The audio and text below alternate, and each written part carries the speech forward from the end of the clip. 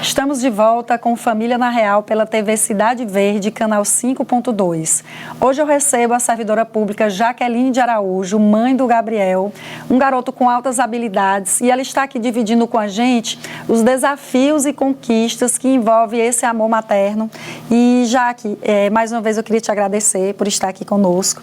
E a gente falava de todos os desafios que você encontrou, a OAB, a questão do deslocamento, a questão de se ver aqui sozinha, sem uma rede de apoio. Então, eu queria que você falasse um pouco sobre o seu trabalho, como é que você administrava toda essa situação e ainda compatibilizava com o seu trabalho. Bem, eu acho que um dos principais desafios também de uma mãe solo está nessa questão de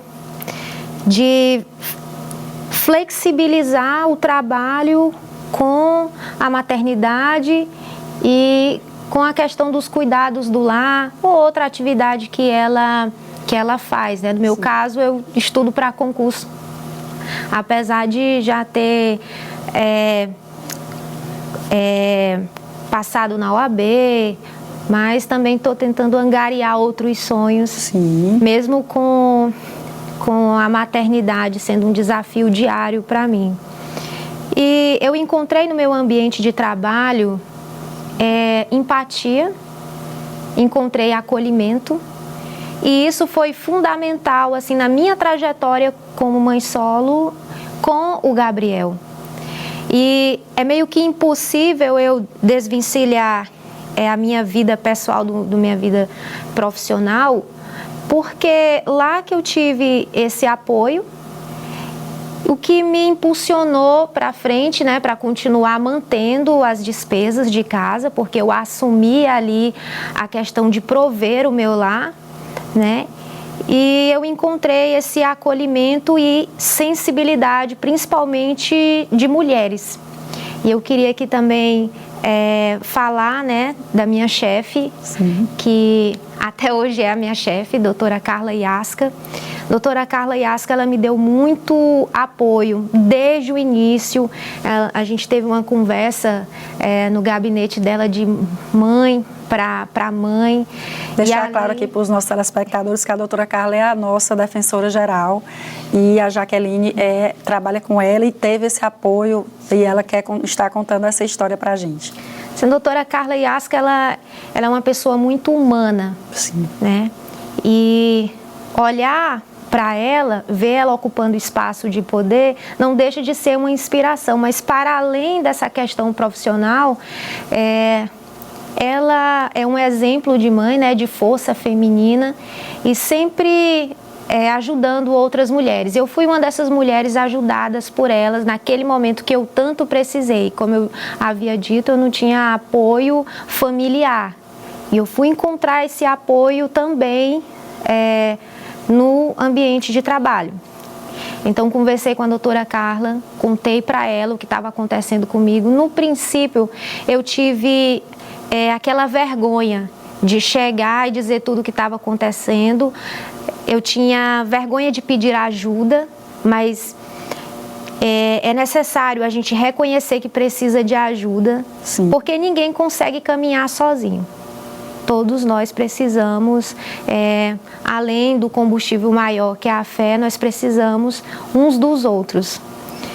E ela foi super sensível comigo, falou que eu poderia levar o Gabriel, apesar de ele estar ali no horário de trabalho, e que eu teria que dar atenção a ele, dar atenção ao trabalho, e era toda uma dinâmica diária. Eu fazia o almoço em casa, levava para a defensoria, descia na cozinha, esquentava essa comida, dava para o Gabriel, subia lá para o gabinete, até o final do expediente, era assim. E foi uma época que ainda não tinha brinquedoteca. Sim. Hoje a defensoria ela tem brinquedoteca e o que ajuda facilita muito a vida das mães, não somente das assistidas que vão lá em busca de assistência jurídica, mas também das próprias servidoras que, assim como eu, na época, precisava de um lugar para deixar as suas crianças.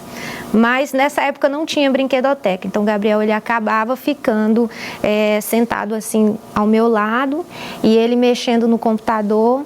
Às vezes ele ia na outra mesa do nosso chefe, colocava os carrinhos dele lá, mas as coisas elas foram acontecendo, foi dando certo. Mas por que eu levava o Gabriel para o meu ambiente de trabalho? Porque na época, como eu contraí despesas decorrentes do divórcio, lá atrás eu perdi a casa que eu morava, eu não tinha transporte, então eu tive que contrair essas despesas, porque eu tinha que me locomover com o Gabriel para a escola, eu tinha que buscar, eu tinha que deixar, eu tinha que trabalhar também. Naquele momento não cabia no meu orçamento a ideia de pagar uma creche particular. Eu acho que um dos maiores investimentos que a gente pode fazer na vida dos nossos filhos, além de outros cuidados, como saúde, por exemplo, é a questão educacional. E eu já pagava uma escola particular nessa época e uma despesa a mais não caberia no meu orçamento para aquele momento. Então eu tinha essa necessidade de levar para o trabalho. Mas no ambiente de trabalho eu contei com a empatia dela e de alguns outros colegas também. Sim. Foi o que me ajudou a continuar seguindo e levantar a cada queda, sempre de cabeça erguida, na certeza de que as coisas elas iriam sim melhorar, como ela dizia para mim que era só uma fase, né, e que tudo se ajeita e tem se ajeitado até hoje. Que bom, Jaqueline, por isso que nós estamos aqui trazendo sua história inspiradora, de superação, e eu queria agora que você falasse um pouco sobre o Gabriel. Quando é que você percebeu que o Gabriel ele era uma criança com altas habilidades? Queria que você explicasse melhor para o nosso telespectador o que significa altas habilidades. Pode parecer lógico, mas é bom que fique claro. E como foi receber essa notícia, como isso mudou a sua rotina? Na verdade, Rosa, as pessoas elas imaginam que diferente de outras situações neurodivergentes, que as altas habilidades, né, superdotação, é mais fácil de lidar do que, por exemplo, um autismo, um TDAH, mas só que ser mãe atípica de uma criança que tem superdotação, ela também não é algo assim tão fácil, porque todos os dias é um aprendizado. Além disso, tem que ter toda uma prática da escuta. Eu acho que eu nunca desenvolvi tanto a escuta ativa como eu tenho desenvolvido ao longo da existência, né, do Gabriel. É muito diálogo. Comportamentos diferentes. Os comportamentos são diferentes, né? Você precisou conhecer, de fato. Precisava, porque assim, na verdade... Para entender e saber lidar com ele, ainda mais, né, com essa rede de apoio que você precisava, não é isso? No início, eu não sabia ao certo dar nome àqueles comportamentos que o Gabriel apresentava. Eu não tinha uma orientação adequada do que poderia ser. Como você iniciou, como começou ali a notar? Eu comecei a notar quando eu percebi que ele iniciou hiperfocos em algumas áreas de conhecimentos específicas. Ele com 3 anos de idade, ele tinha um hiperfoco com astronomia. E ele não era aquela criança ele até hoje ele não tem um super-herói preferido. Sim. Às vezes eu chegava, eu queria que ele fosse, eu queria normalizar algumas coisas na vida dele, porque a maternidade atípica, ela carrega os seus julgamentos. As pessoas julgam a maneira como você está educando a criança atípica. Por exemplo, eu achava que pelo fato de eu deixar ele ficar estudando demais, eu estava sobrecarregando a mente dele, quando na verdade eu não poderia tolir aquela vontade dele de pesquisar, de conhecer, a curiosidade dele. Sim. Por exemplo.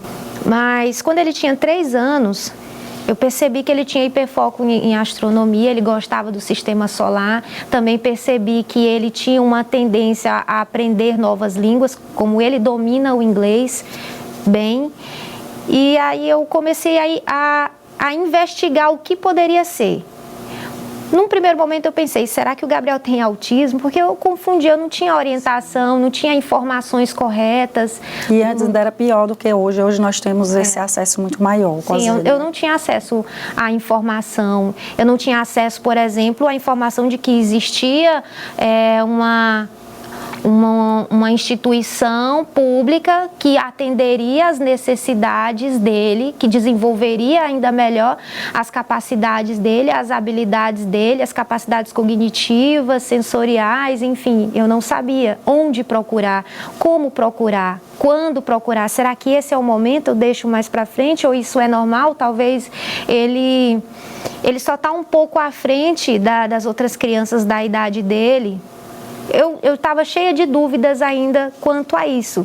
Mas quando eu percebi que ele preferia documentários de ciências naturais, até geopolítica, que os três hiperfocos dele hoje é a astronomia, que vai mudando também, vai mudando no sentido de novas descobertas, né? Astronomia, geopolítica e ciências naturais. Plutão é o segundo planeta anão do Sol, porque existem apenas 5 planetas anões.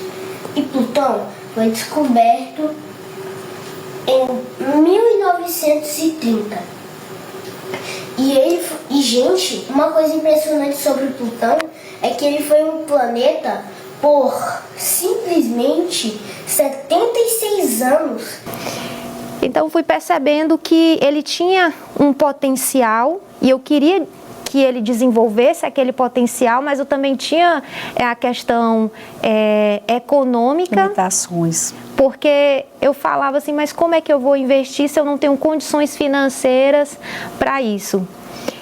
E aí foi quando eu, falando novamente aqui dos anjos que vão aparecendo, parafraseando o meu amigo Dejan Moreira, da Defensoria, ex-ouvidor da Defensoria, as mãos generosas que vão aparecendo na nossa caminhada, ele foi o responsável pela descoberta do núcleo de altas habilidades na minha vida.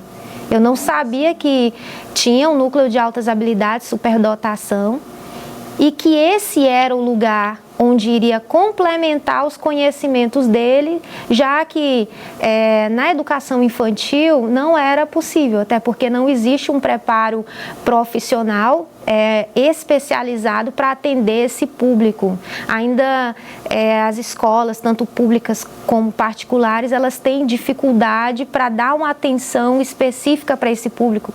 Tanto é que na creche, que eu falo na época lá da pandemia, o Gabriel não se adaptou porque para ele era redundante estar ali na creche. O Gabriel tinha 4 anos, ele estava alfabetizado, eu alfabetizei ele bem cedo, ele sabia ler e escrever. Quando ele chegava lá não era nada de novo. Ele já sabia, ele queria mais, ele queria outras coisas e parecia não ser suficiente para ele apenas brincar. E de fato não era. E não era, porque enquanto as outras crianças queriam brincar, descer no escorrega, ele queria pegar um livro, ele queria estudar sobre o cosmos, ele queria estudar sobre buracos negros e não era oferecido aquilo para ele justamente pela falta de preparo, né? Eu cheguei a conversar com uma professora, ela disse, mãe, nós não temos professoras auxiliares para isso e nem preparo para atender o Gabriel como ele merecia ser atendido, né? Então o Dejan, eu mostrei para o Dejan alguns vídeos do Gabriel, ele disse, Jaqueline, eu tenho um lugar ideal para ele. Então eu cheguei até o núcleo de altas habilidades com ele, tinha um número limitado de crianças na época, expliquei toda a situação, mostrei os vídeos, foi detectado que ele realmente tinha altas habilidades e ele está lá até hoje, evoluindo, não somente na área de conhecimento, mas na questão pessoal dele mesmo. Lá no núcleo de altas habilidades, a gente aprende que já que a gente vai já falar sobre esse núcleo. Tá bom. E a gente vai, inclusive, mostrar imagens sobre a rotina, a sua rotina com o Gabriel no núcleo, que foi onde ele recebeu o diagnóstico, não é isso? Sim. Então, o Família na Real vai agora para mais um intervalo e na volta a gente vai conhecer um pouco mais sobre a rotina da Jaqueline e do Gabriel. Nós voltamos já já.